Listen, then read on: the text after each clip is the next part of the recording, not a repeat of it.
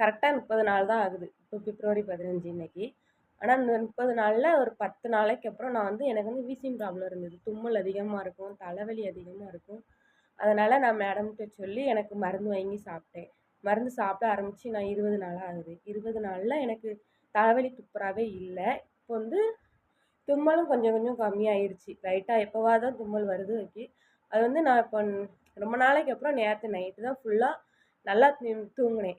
இடையில எந்திரிக்காம இல்லன்னா இடையில தும்மல் வந்துரும். நான் தூங்கினதுக்கு அப்புறமும் நைட் எந்திரிச்சுருவேன். டக்குன்னு 2, 3 ட்ரிப்பாவது எந்திரிப்பேன். 1 மணி நேரம் தூக்கமே வராது.